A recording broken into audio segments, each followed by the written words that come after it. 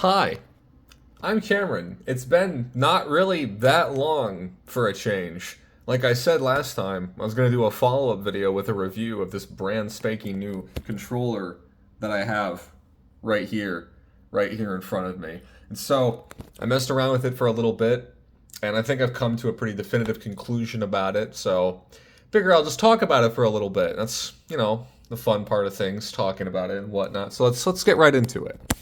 So the Gamesir Tarantula Multiplatform Pro, whatever you want to call this thing. And the time that I've used it, about an hour or so, I enjoyed it. I'm going to use this. It's a good controller. It's perfectly fine. It functions the way that it does. It came with some software. And by came, I mean I had to go to the website itself to download some software in order to adjust some things with it and whatnot. And I think if you take into account all of the adjustments and fine tuning and tweaking you can do with this, it's a really fantastic controller. It's like $80. I definitely think it's worth that much just off the bat. For me, personally speaking, I can go either here or there when it comes. I'm just not going to have this rested on my lap. I can go either here or there when it comes to like all the 8,000 features that a controller has, like gyro, macros, and everything and whatnot. If the controller functions, that's enough for me. I just need the buttons to do what I want them to do, and that's about it. So all the extra macros and everything and the extra buttons don't really do too much for me. But even just in the time that I've used it, I've started to appreciate them a bit more.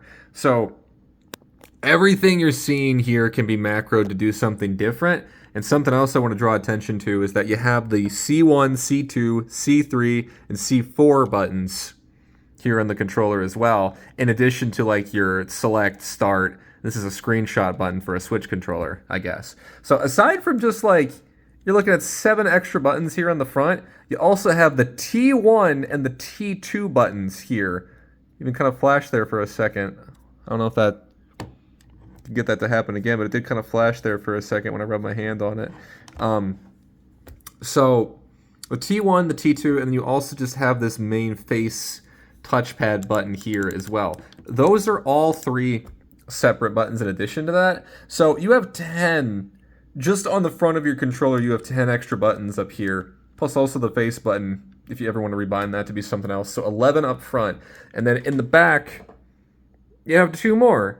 You have the 2 back buttons as well. So that's 12 extra buttons, maybe 13 depending, that are 100% completely remappable. Here, let me show you what I mean. See, look at this. Look at this. Look at all this. You can remap anything to do anything. You can have your LT be your B if you want to for whatever reason. So I think just the software and the customization that come with that make this controller completely unparalleled in the controller universe, because you can do whatever you want with it. I tested the sticks a bit as well. I don't know how well they'll show up on the video. Not well at all, based off of me looking at my monitor at the same time I'm filming this. But this is literally the smoothest I have ever seen a stick test ever go before. Like, and the fine-tune adjustments as well, like you barely touch the stick and let go. See, look, that's not drifting. That's me just barely touching it and letting go of it. It's not drifting. These are like the best sticks I've ever used, I want to say. So that's something to be commended on top of that. And then something I want to point out as well, this is kind of an idea. I have the back buttons mapped to be the clicking in on left stick and right stick. Personally speaking, I hate having to click the stick in to run in every crappy Western game that ever comes out, and in some especially crappy Japanese games too. So being able to just map that to the button on the back, and I can just press this instead, or if I just want to lock onto an enemy, I can just press this instead. That's appreciated. That's really appreciated. And then I just kind of left these mostly alone at the moment and turned the screenshot button off. But having all of these mapped to start is way more convenient than I thought it would be, because like you're holding the controller, and normally if you're playing something you have to like move your thumb all the way over here to hit the start button, depending on the controller that you're using, or by default these little things here in the center, so like I'm doing something or whatever and I have to move my hand over here. But now you just map it to that. Like, look at that. Look how much easier that is to just slide that up there super quick, hit that, and then go back down to what you were doing. Or even if you're a maniac and you hold your controller like me, like, it's that simple. That's simple. So the macros really are doing such a lot here for me personally. I really enjoy that, and the sticks are great. The gyro, I could not get this thing to work in a way that I was comfortable with personally. I I did not like using this. Now, maybe, your mileage may vary and whatnot, and I have my gyro kind of set up a little bit. But to me, it's like, let's just see. I have it set up a little bit, but let's just like set everything to be like, there's just the default, right? Let's just default everything out. We're just going to default everything out. Okay, so everything's like defaulted now. So even just having the gyro on, I'm going to like just hold the controller. Look at that.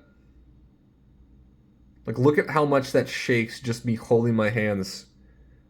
Not perfectly still, obviously. I have shaky, nervous hands, and I'm holding a camera as well. But to me, I feel like you don't get too much out of gyro. It kind of depends on the game you're playing as well. The games I tested, I couldn't get myself to enjoy it very much. I didn't get much out of it. Like, part of it is I've been playing games for like 26 years too. So to me, it's like, I feel like it's better to just use the analog stick. Trying to make fine adjustments by going like this the whole time too doesn't really do too much for me.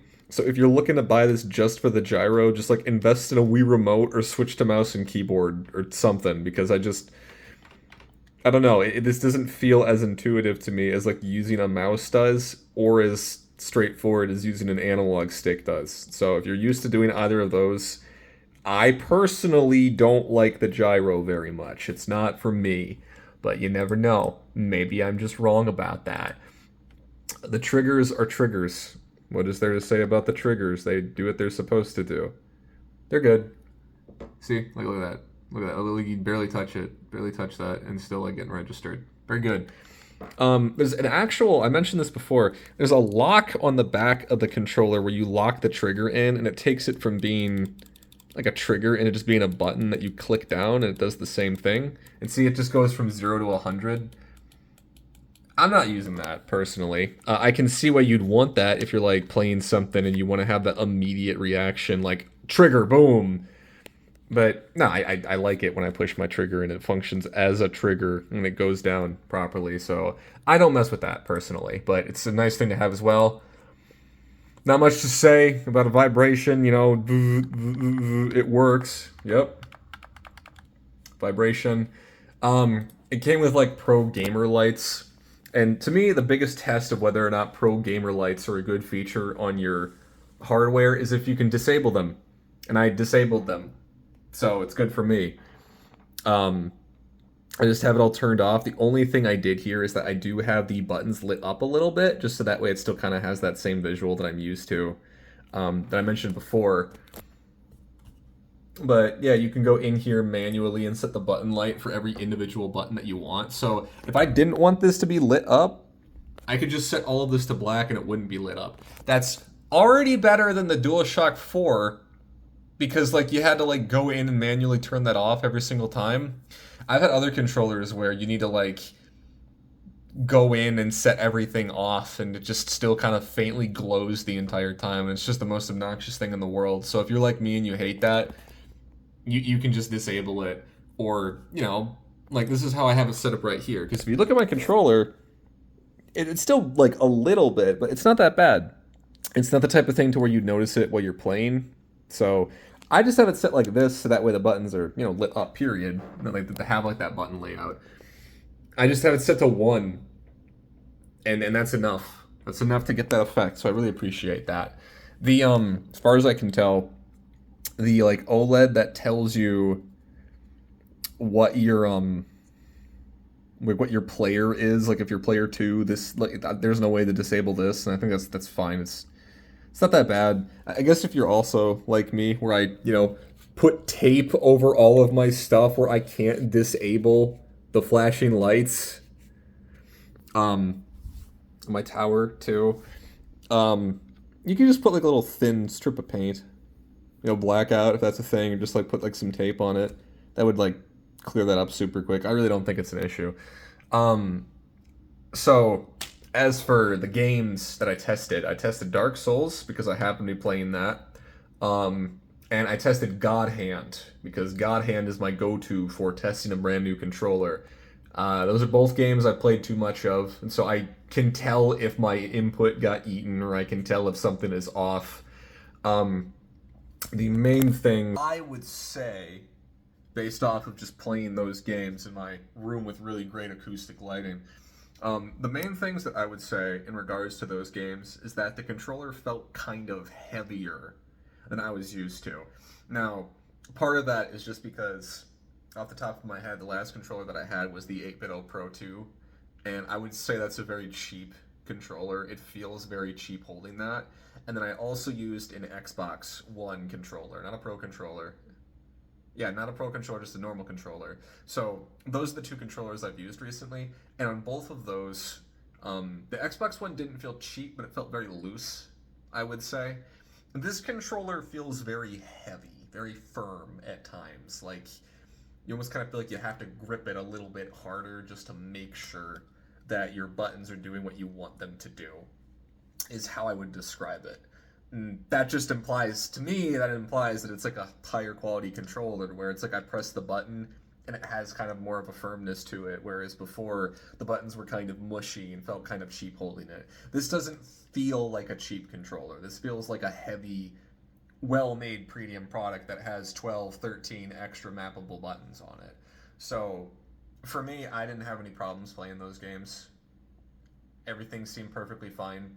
So I can honestly say this is probably the best controller I've ever had, all things considered, assuming that it doesn't get drift in the first 2 months like my 8BitO did, despite having Hall effect sticks. Thanks for that, by the way, 8BitO. I really appreciate that. And then my 8BitO Pro 2 wireless controller I bought to replace my wired controller, that also got drift very quickly, despite having Hall effect sticks.